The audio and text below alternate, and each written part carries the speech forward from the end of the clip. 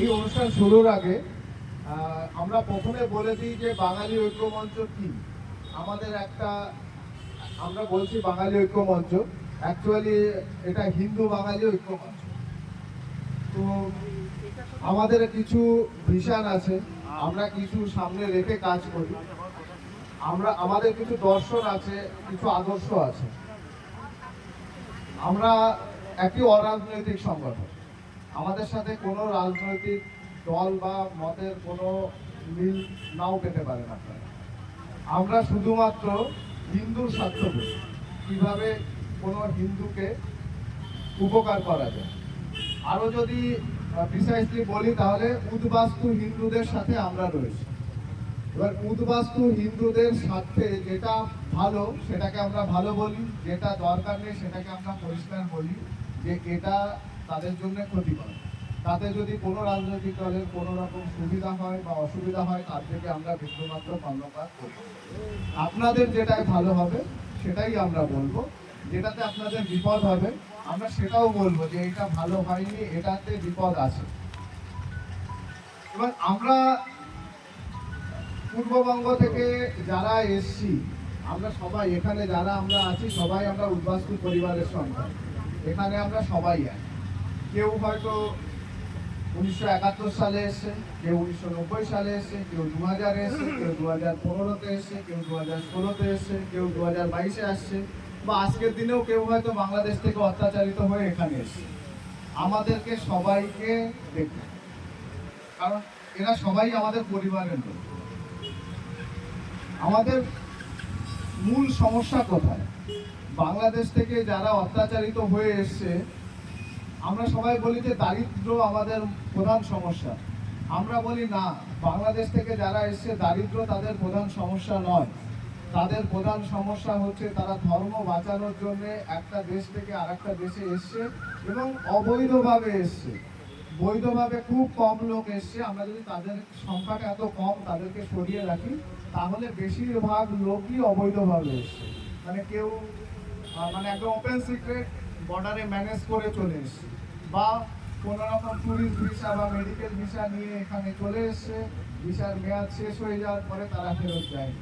তো এই ধরনের লোককে কিন্তু আমাদের আইনি স্বীকৃতি দেওয়া হয়নি, ছিল না এতদিন আইনি স্বীকৃতি। তারা কিন্তু অবৈধ অনুপ্রবেশকারীই ছিল। আপনার যে ডকুমেন্ট থাকুক না কেন আপনি অবৈধভাবেই সেটা তৈরি করেছেন।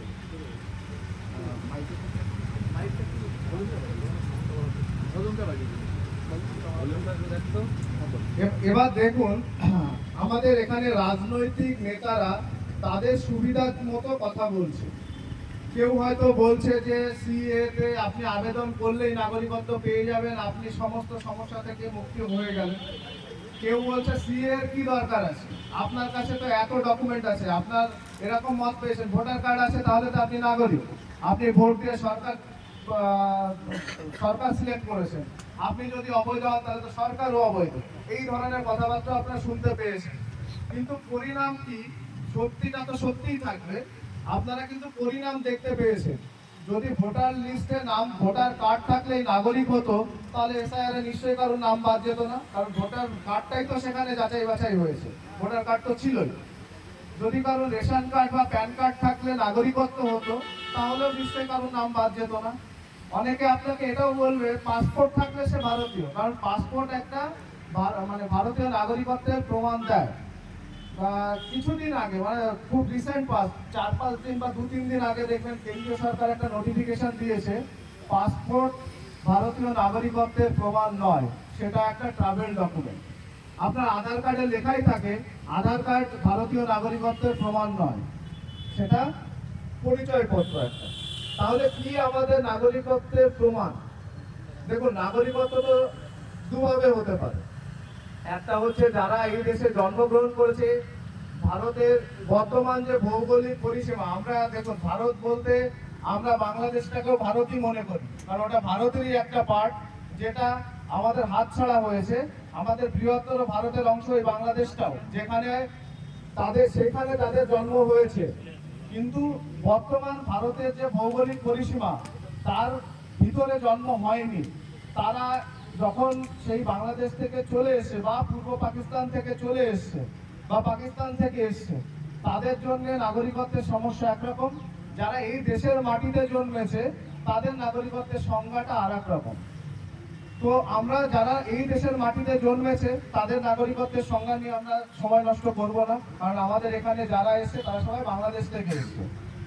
আমাদের জন্য ভারতীয় নাগরিকত্বের একটা খুব সুন্দর একটা সিস্টেম করে দিয়েছে। ধন্যবাদ দিতে হবে আমাদের কেন্দ্রীয় সরকারকে, বিশেষ করে নরেন্দ্র মোদীকে, যিনি এই উদ্বাস্তু, যিনি বাঙালি না হয়েও এই বাঙালি উদ্বাস্তুদের কথা ভেবেছেন, হ্যাঁ, এবং কিভাবে তিনি আইনের মাধ্যমে আমাদেরকে সুরক্ষা দিয়েছেন সেটা লিটন স্যার বলবেন। লিটন স্যারের পরিচয় হয়তো দেওয়ার কিছু নেই, লিটন স্যারকে সবাই চেনেন। সিএ নিয়ে পুরো ভারতে যে কোনো রাজ্যে যে লোকটি সব থেকে ভালো জানে এই আইনটা নিয়ে অ্যানালিসিস করেছে এবং কাজ করেছে মাঠে নেমে, হাজার হাজার লোককে সুবিধা করে দিয়েছে, তিনি লিটন বিশ্বাস। কোনো রকম কোনো মানে সাপোর্ট ছাড়া যিনি নিজের উদ্যোগে এই উদ্বাস্তু লোকগুলোর পাশে এসে দাঁড়িয়েছেন, তিনি লিটন বিশ্বাস।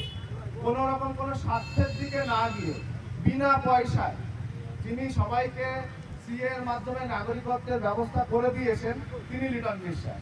এবার আমাদের না শুনতে খুব, আমরা এত তো দেখি, আমরা কোনো কাজ করলে কেউ কোথায় ভাবে কি এই লোকটা স্বার্থটা কি, বিনা পয়সায় তো বলছে, এটা আবার হয় নাকি? তার তো নিশ্চয়ই কোনো উদ্দেশ্য আছে, সে তো কিছু করে পয়সা ইনকাম তো করবে না। ভাই বিশ্বাস করুন, উনি কোনো কাজের জন্য পয়সা নেন না, উনি আপনাদেরকে সম্পূর্ণ বিনা পয়সায় উনি কাউন্সিলিং প্রোভাইড করে কিভাবে আপনি নাগরিকত্ব পেতে পারেন সেটার ব্যবস্থা করে দিয়ে থাকেন। এবং নাগরিকত্বের ডকুমেন্ট হিসাবে যারা বাংলাদেশ থেকে এসছেন তাদের জন্য ন্যাচারালাইজেশনের মাধ্যমে কিভাবে নাগরিকত্ব সার্টিফিকেট পেতে পারেন সেটার উনি বিস্তারিত ব্যাখ্যা করবেন, আমি সেটার মধ্যে যাচ্ছি না। আমি শুধু ছোট করে বলি, যারা বাংলাদেশ থেকে এসছেন তারা যদি হিন্দু হন, সেই হিন্দু বাংলাদেশের থেকে আগত হচ্ছে, বৈধভাবে আসুক অবৈধভাবে আসুক, মানে বর্ডার ম্যানেজ করে উইদাউট পাসপোর্টে আসুক, এবং সেটা আইনে লেখা আছে, মানে এটা আমাদের কারোর মুখের কথা, আমরা কেউ বানিয়ে বা কোনো পলিটিক্যাল মানে ভাষ্য দিচ্ছি না। আমরা যেটা বলছি সেটা যেটা ভারতের আইন বলছে, যেটা ভারতের আইনে সংবিধানে লেখা হয়েছে সেটা বলছি, যে যদি কেউ অবৈধভাবে আসেন বা বৈধভাবে আসেন, তিনি যদি 2014 সালের আগে 14 সালের 31শে ডিসেম্বরের আগে ভারতে প্রবেশ করে থাকেন, তাহলে সেই হিন্দু পরিবারটি বা হিন্দু লোকটি ভারতের নাগরিকত্ব পাবে, এবং মানে সরকারিভাবে পাবে, কোনো লুকোছাপা কোনো কিছুর ব্যাপার নেই। আর তাহলে ভাবছেন যারা 2014 সালের 31শে ডিসেম্বরের পরে এসছেন তাদের কি হবে? তাদের জন্যও সরকার ভেবেছে, এখন অবধি যেটা আইন হয়েছে 2024 সালের 31শে ডিসেম্বরের আগে যারা ভারতবর্ষের এই মাটিতে প্রবেশ করেছে তার কোনো একটি ডকুমেন্ট থাকলে তাহলে সে আর অবৈধ অনুপ্রবেশকারী নয়। যারা বাংলাদেশ থেকে এসে তাদের দুটো ক্যাটাগরি আছে, একটা অবৈধ অনুপ্রবেশকারী, একটা শরণার্থী। তো যারা হিন্দুরা এসছেন তারা কেউ অবৈধ অনুপ্রবেশকারী নয়, এটাকে মাথায় রাখবেন। যেটা আমাদেরকে ভুল বোঝানো হয়েছে যে যদি অবৈধ অনুপ্রবেশকারীকে বের করে দেওয়া হয় ভারত থেকে, তাহলে তো তোমাদেরকেও বের করে দেওয়া হবে, আমাদের যারা মতুয়া সমাজের রয়েছে, আমাদের যারা হিন্দু কমিউনিটির রয়েছে তাদেরকেও বের করে দেওয়া হবে না, এদের জন্য আলাদা আইন আছে। হ্যাঁ, তবে 2024 সালের 31শে ডিসেম্বরের মধ্যে যারা এসছেন আর 2014 সালের আগে যারা এসছেন তারা এখন সিএ এর মাধ্যমে নাগরিকত্ব পাবেন। আর 14 সালের পরে যারা 24 সালের 31শে ডিসেম্বরের মধ্যে এসে তারা এখনই সিএ তে আবেদন করতে পারবেন না, তবে তাদেরকে পাসপোর্ট অ্যান্ড ফরেনার্স অ্যাক্টে সংশোধন করে তারা যে আর অবৈধ অনুপ্রবেশকারী নয় সেটা অ্যানাউন্স করা হয়েছে, তাই কোনো রকম আপনারা কোনো আইনি জটিলতার মধ্যে পড়বেন না। তো এখন আমি আমার বক্তব্য দীর্ঘায়িত করব না, আমরা মাইক তুলে দেবো আমাদের শ্রী লিটন বিশ্বাস মহাশয়কে, যিনি একদম আইনের প্রতি মানে আইনের ধারা ধরে ধরে আপনাদের মনে যত সংশয় আছে সব দূর করে দেবে। যে আমি কি সিএ তে আবেদন করার সময় তো বলছি আমি বাংলাদেশ থেকে এসেছি, আমার জন্ম বাংলাদেশের অমুক গ্রামে, তাহলে কি আমাকে পুলিশে ধরে নিয়ে যেতে পারে বাংলাদেশি অনুপ্রবেশকারী হিসাবে? উত্তর হচ্ছে না, কেন পারে না সেটাও উনি বলবেন, এবং আইন রয়েছে যে ধরতে পারবে না। তাহলে কি আমার সুযোগ সুবিধা কি বঞ্চিত হব আমি? সেগুলোও হবেন না, সেটাও কোথায় লেখা রয়েছে স্যার বলে দেবেন। আমরা সরকারি চাকরি করছি, তাহলে কি আমাদের কোনো অসুবিধা হবে? সেটাও হবে না, কেন হবে না সেটাও স্যার বুঝিয়ে দেবেন আপনাদেরকে পুরো আইন ধরে ধরে। আর একটা কোশ্চেন আমাদের থাকে, আমাদের ছেলে মেয়ে যারা এই দেশের মাটিতেই জন্মেছে তারা তো বাই বার্থ ভারতেরই নাগরিক হয়ে গেছে না? আমাদের একটা ভুল ধারণা আছে, তারাও কিন্তু বাই বার্থ ভারতের নাগরিক হয়নি। সেখানেও কিন্তু অনেক রকম আইনি জটিলতা রয়েছে। তারা কিভাবে ভারতীয় নাগরিকতা পাবে, তাদের বাবা মা ভারতীয় নাগরিকত্ব পেলেই তারা পাবে, সেই বিষয়গুলো ডিটেলসে স্যার বলবেন, লিটন স্যার সেটাকে বলবেন। তো আমি আমার বক্তব্য এখানেই শেষ করছি। আমি সময় নষ্ট না করে আপনাদের মাইকটা আমি লিটন স্যারের কাছে আমি আপাতত সঞ্চালনা করার জন্য দাদা ধন্যবাদ। কর্মজোরে হাততালি দিয়ে অভিনন্দন করবেন।